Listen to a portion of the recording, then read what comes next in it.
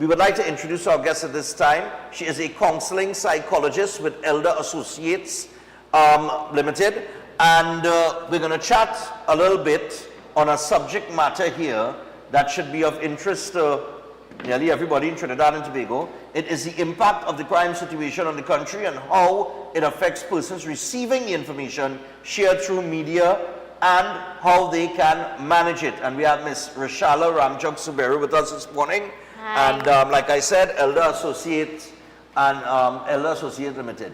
All right, this is, well, that is the place that she represents. So we're going to get straight into discussion. Good morning, Reshala. Good morning. How are you, All Stefan? right. I am just fine. So how long have you been a counseling psychologist? I've been there for over 7 years, just around. Over 7 years? Yes. All right, As Elder cool. Associates Limited. All right, brilliant, nice. And what's your daily, your daily activities in terms of being a psychologist? So at Elder Associates Limited, we are mainly an EAP provider. We provide services to a lot of organizations where they offer support, mental health support to employees of organizations, yeah? So whether it be you're going through individual issues, you're facing relationship challenges, phase of life issues, you're having difficulties with your employers, and we as psychologists from the company, we work with these clients to help find solutions, yeah, for these particular issues that they may be facing on a daily basis. And could people access, victims of crime, like the family members who might be traumatized, could they access services through Elder? Absolutely, because, I mean, there are an array of issues that can affect a person, right? And as we put it, if it is that you have particular issues in your life that can be affecting you, such as crime, whether it's directly to you or indirectly, a family member or so, you're gonna feel something. And that's gonna ultimately affect your workload, your work output, your level of functioning.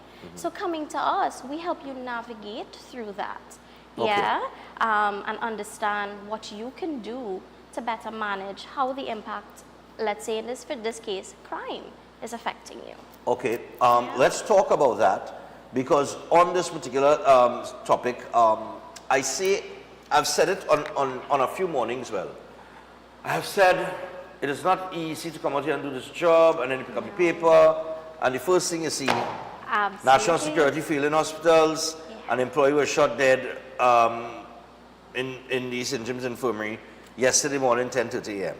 Now, this is what you read in the papers, what you're going to hear on the news.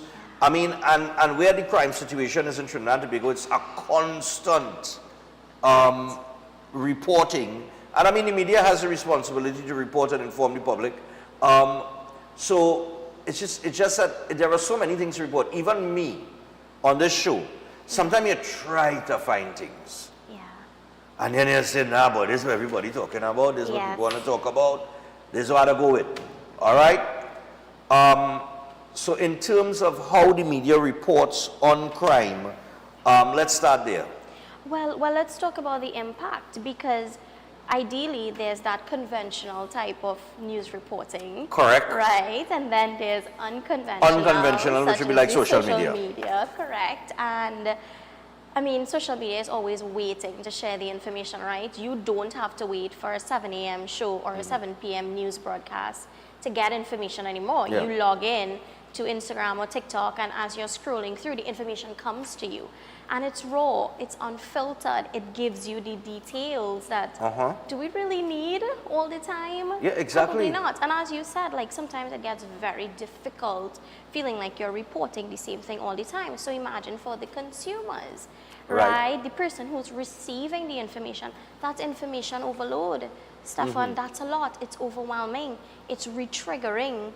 There's PTSD involved in that. And don't forget, reporting of crime through the media and what we receive is a type of trauma. It's called secondary trauma. So you may not have been involved in the crime in itself, but the fact that I'm getting this, oh my God, I have to pass next to St. James every day in terms of passing next to the hospital with this current report. And a shooting happened right there. My brain is gonna start going, what if? What if I was close by? So that's still an impact for you as a content receiver, you see? And that impact can cause fear, it can cause anxiety, it can cause higher levels of stress. It's causing what we call disrupted social cohesion, because now people feel as though, I don't know if I want to socialize as much as I used to. Yeah, people, no, seriously, people They're are pulling away. Yeah. And that in itself goes against what we're supposed to do as human beings, right? We're social beings as well. So to know that we're going into that space to keep ourselves safe, yeah, it's further causing anxiety, stress, worry. It's removing from our quality of life. No, that's factor, because Yeah. plenty of people have told me, they said, listen, I don't go out again, you know. Yeah. I don't, and people need to get out. Exactly. Because you need to, after you do a week work, right, and you get to the weekend, people usually go to the beach, they might go to their favorite lineman spot, they might go to a club, depending on the age. But you go to these places to unwind. Because it's just like, okay, it's like why you take vacation, or why everybody has to get vacation. Exactly. You need vacation to get away from the workplace so that you could refresh yourself, refresh your mind, and you can get back in with a different, renewed energy. Yeah. Right? It's the same thing for people. People need that to keep their sanity. Absolutely. Right? Absolutely. Now, you mentioned something here, and I just want to touch on it, just go back to it, conventional versus social. I mentioned this morning, I said, you know, could you imagine, not could you imagine, this is the reality. The reality of the days is, ever since I know myself growing up, the first thing you do when you wake up in the morning is go get a papers. Correct. Now, that was back then. That's before it had this device. Correct. You log in now. Now you lie down in your bed, Yes. you have your phone within arm's length. Yes. So you wake up in the morning now, you now do so, you now wake up, you think, and most people, before they go to make a cup of coffee, to brush your teeth, to do whatever, before you get out of bed proper, the first thing you're gonna do is you're gonna pick up your phone, so, and then you will go to your WhatsApp messages or whatever the case is. And then you're gonna get in there, and whatever is inside of there is how you're gonna start your day. Correct. Right? Correct. Now, outside of that, I have often wondered, but could never understand, from the family of a victim's perspective, what it must be like, because I've seen it, particularly with accidents on the highway. Yes. Right? Yes. Where you see the video, a short video of the crash, you see the person laid over, sometimes you see them, some very gruesome pictures. Correct. And imagine you are the family member of this person, you just wake up, only to find out that this has happened. Yeah. I cannot begin to explain or understand the effect that has on the person who is now discovering that their child, the son, the daughter, the nephew, the mother, the father, has just been killed in whether it is an accident or a situation where somebody was gone down. Yeah. And the raw nature of what is in front of you is, I mean, I don't know how do people deal with that. It's hard. I have had cases like that where our main aim of therapy, if you want to call it, or somebody coming in for mental health support, is helping them to navigate through that first. Because as you said, that first part of it, that initial reaction that you receive, that stays with you, Stefan. That's hard. Yeah. That's hard. And as you said, like, it's very difficult to even understand, like, wow, is that how I just received that news? Is this even true? And that is the unfiltered part of it. Like, for viewers out there, this is something that I need to say, which is that feeling that you have that meets you where it's overwhelming, it's too much, you feel like, wow, I think I need to put a rest to social media sometimes when it comes to things like that. That's a real valid feeling. Trust that feeling. Because it's too much at times. And as you said, like, you don't have to go to the shop to buy a newspaper anymore. No. And the paper's behind. Yes. The paper's not current, the paper's is the past. The papers is what already happened. And the paper sometimes filters the information. The paper is not going to give you that the raw. correct. Yeah. It's not. And That is a lot. Social media is more about being first. Yeah. So everybody hurry to get it out first. Exactly. Without, and in that, with that desire to post first, Yes. there is no consideration about the domino effect this is going to have No. on everybody that is connected to this individual that you are just posting. Correct. And people That's share, right? They share. So, even saying that, sometimes be mindful of the information that you click to repost. Yeah. Because you don't know who's going to receive it. Why is it the natural instinct of a human being today to see something happen and immediately, before Yeah. rendering assistance, Yeah. the initial reaction, I've seen it. Yeah. I've seen children fighting in the road. Yeah. I've seen people fighting on the street. I've seen situations, I don't expect it to run into a situation where men shooting it out with each other. No. But there have been instances where I have seen things that people could assist, and before assisting, the first thought is to record it, Yeah. to post it. These devices are like drugs. They're an addiction. But they say stolen more addictive than cocaine. Absolutely, yeah. And it's about the views. Yeah. It's about the views. That's content. Yeah, everything is content, yeah. So that's just something that we have to be mindful of, even in managing how We could get reverse that? us.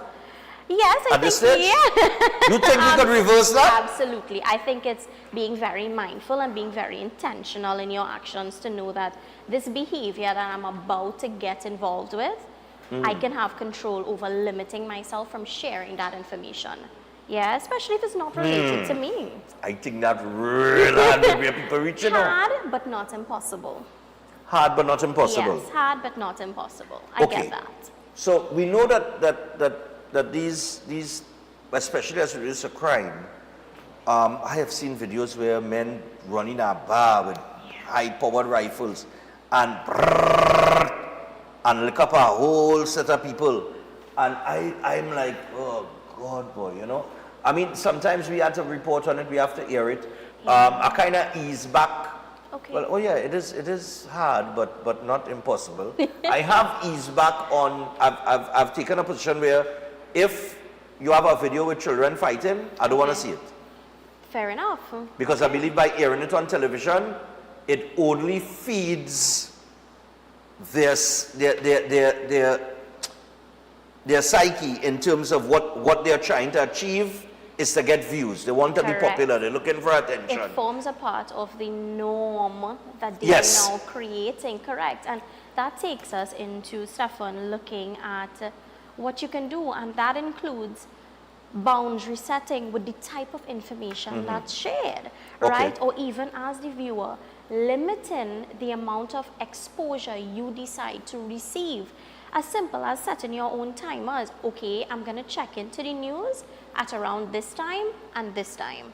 I'm not going to aimlessly just scroll through social media just to look for things either. Or You if it waste comes up, valuable time in the day doing that, absolutely, yeah? absolutely. And there's other type of information, neutral news, neutral worldview news that we can receive. We don't always have to be consumed by the information given about crime and all these negative things that's happening in society. Sometimes balancing out that information can be very important. Yeah. Because you shared something, the impact on youth and adolescent, right? Where you talk about a lot of fights happening in schools. Yeah. That's something that, as you said, by continuing to promote, because that's what we do when we share. And We people promote it. comment, we're promoting it. Yeah. And that's not okay, because it creates another part of their social norm, right? A lot of these adolescents are growing up in high-risk areas and underserved areas where they are already facing academic pressures and lack of social development. So imagine this now becomes a norm. Yeah. Fighting all the time. Let's try to step away from that. I think that's where we can do our part. Because to be honest, you mentioned a lot of, all right, like the younger generation, right? And not only younger generation, but I guess even just human beings on the whole, right? Sometimes there is a need to achieve popularity. Oh, yeah. It's a whole other topic. Right, that's a whole next topic, right? And in that want and desire to be popular, Yeah. you will do something stupid, right? So when we come back to the fighting, that's why I tell you I stop it, because I don't want children to be saying, "Why was one breaking down this morning?" You know, and then they're beating the chest because they feel like it's a good thing. That they make it, they're a star. People know who I am now. I'm popular. I big in the dance. I make TV. I make a morning show. Wherever the case may, I make the news. No. And I reached the point where I've told people, listen, somebody sending that video, delete it. Wow, okay.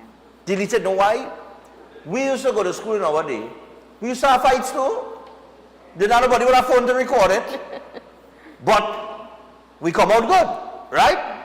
Nobody knew we ever fought. My parents don't know half the things that you know, Yeah. or half the altercations that we would have gotten ourselves into, and we survived, and we're here, right? They're going to have their squabbles. Yeah. It's part of growing up. They're going to have disagreements. I mean, the level at it on these days is like, that's the other thing too. Yeah. As we're talking about crime and the way that the way that crime is being reported and constantly in people's face as well, there seems to be a certain culture Okay. that has developed based on the crime situation. It's like everybody want to be a gangster. Like all of a sudden being a gangster is a good thing, Yeah. right? So how do we kind of disrupt that and push that narrative, or push the culture back in a positive direction instead of heading in that negative direction? Well, that comes with a little bit of social issues, right? In terms of why as well, that sort of gangster lifestyle, as you call it, is being normalized, right? And it goes back to, again, social issues, the employment rate, the availability of youth and education programs, even, you know, parent management. At the end of the day, do I know what my child is involved in? All of a sudden, That's my next child is avoiding going to school. Am I investigating? You know, and I know sometimes, I get it, sometimes parents do feel like they're not getting the support from the law, but listen, report. You feel like there's an issue that your child is getting involved with, dig deeper. That's your right as a parent. Dig deeper, figure it out, go to who you need to ask the questions, because that social involvement, social inclusion is a big deal for teenagers. We were there once, right? Yeah, you exactly. want to fit in, you want to be a Peer part pressure, of. everything Correct. coming at you at one As time, you yeah. said, there's a cultural normity being formed around it. The concept of, you know, who participates in this particular activity. And I think part of the positive inclusion is give them alternatives, get things for them to do outside of academics as well. Get the children involved in after-school programs, things to keep them positively Busy. preoccupied. Busy. Yeah. No, I agree with that. And then too, there has to be some way, because I know what's happening, you know, a lot of the youths on the block, because, I mean, when they see guys who are involved in crime, right? Now, a lot of these children, I don't have to read the papers, I don't have to pay attention to the news, but they may see these individuals on the block in their communities, and they see them with a big chain and a wad of cash, and they're driving a little, they have a nice ride, and whatever the case is, and they may desire that, but there is no, I don't think they understand that fella that you see with the big chain and the nice car and the wad of cash, he ain't sure to make it through the week, eh? Because if the police don't kill him, somebody will kill him. Because somebody looking for him. And then that makes the news. That's another killing that goes into the media, that the media has to report, both conventional and social media. And then the youth man will read about it. But my point is, I don't think, do they understand at that age that, listen, if you're interested in only living till the age of about 25, that is the life for you. But if you want a life that is longer than that, and you know, where you can actually achieve things that you know you're going to feel good about, you need to stay away from that life. So how does reporting? Let's say that they do read the news. Right. Because I mean, they're on social media, right? They're going to see things popping up. Yeah. But then again, they're going to have certain things popping up because I have seen, like on Instagram. Instagram, I have seen posts where men gallerying and they had a gun in their hand and those youths following that because there is no, you have to be 18 years or older to follow this person. Right. So they are exposed to that as well. Yeah. So two things there. One, there's that concept of desensitization that is happening as well. Just as we talked about earlier, where we are experiencing a lot of anxiety and stress over seeing the amount of crimes being reported daily. Right. There are people who are getting desensitized because, Stefan, at the end of the day, it's just too much, and your brain flips and it says, okay, this is a part of it. And as we say, if you can't beat them, join them. And that is scary. It's a scary thought because, and the second part of it really is understanding that we can step in. Early interventions matter, right? And social media, Instagram, Facebook, these things. What's the legal age you're supposed to be to have a profile? 18, not so?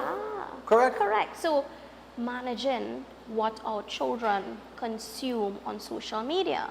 Yeah. You look at how the algorithm joins things up, because if you are researching certain things, your algorithm is going to start showing you that it is, right? Yeah. So at the end of the day, we manage and we monitor what information they're taking in, because if they are desensitized, if they don't see the negative repercussions and they are normalizing, we use that word again, normalizing this concept of this type of lifestyle. And early intervention in terms of educating them, giving them other options. Because don't forget that as a social issue, where a lot of these younger individuals feel like there's no other choice, right? And that brings me to one other thing, being able to provide social services, where two main things that we see in persons who would have committed crimes are substance abuse issues and mental health disorders. Yeah.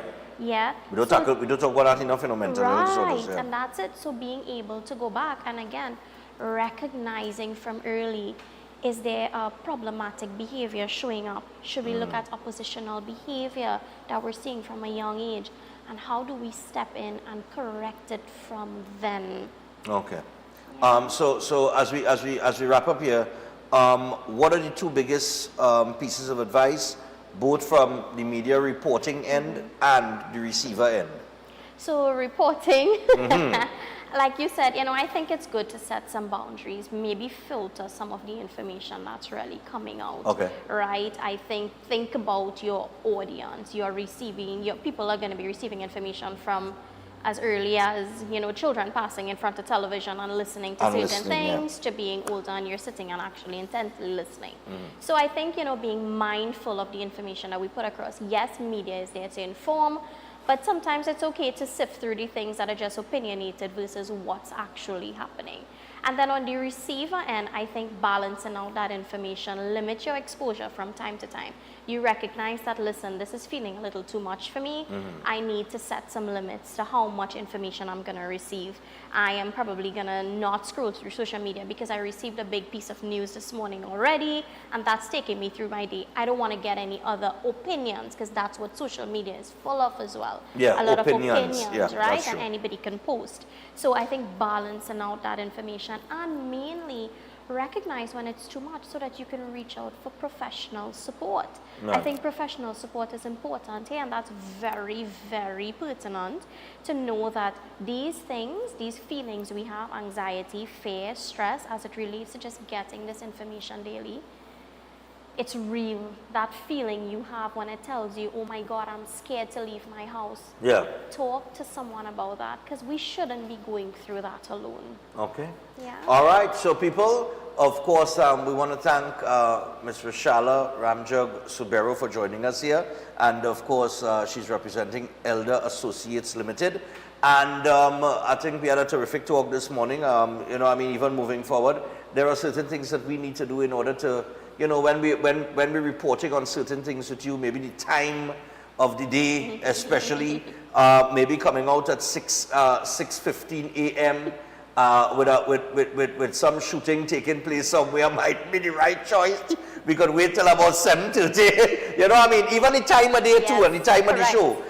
In reporting it, because it's, you know, you're now having your coffee, you know, wake up, you think, and you look across First and thing. you see a killing taking place 6 o'clock in the morning, being reported on the news. I mean, you know, sometimes you got to work people into it, you know. And the later you go in the morning, maybe the better time for that. So that's the other aspect of things. So the time, especially on a live program, the time, because the other thing is we get messages during the course of the program constantly. So somebody will send something that's happening in real time in that moment. But we can't just send that to master control and say, hear that. Wow. It must be vetted first. You know what I mean? And sometimes you just got to pull back and say, look, tomorrow for that. I already have my program set for today, and I'm not going to let this get in the middle of it, although it could be real big. But you know what? We could always wait till tomorrow to discuss that. You know, because we had a fact check too. Right? So a lot of these things, you know, need to be taken into consideration in the way that we deal with the way that people receive information and the psychological effect it has on them, and the trauma that it causes people, particularly family and loved ones of those who have suffered from a situation relating to crime. You know, we don't put ourselves in those shoes until it actually happens to us and we in the shoes and we have to wear it, and then we come to the understanding that, hey, that's what happens to, that's how people stop sharing things, you know, because they have the understanding, oh, I didn't like when that happened to me, so I'm not going to put that, So, I mean, it's something that we need to discuss a little further, but of course, I want to thank Ms. Reshala for coming in, and we got to take a break. When we come back from that break, we got Dr. Watson coming up, and I have a little information from Eden House. We're going to let you know about that. They're going to be joining us every Monday. Just like you get set on a Tuesday and you get Dr. Watson every other Thursday, Eden also will be joining us on a Monday. I'll give him information on what that will be about. So stay tuned, and we will be back after this.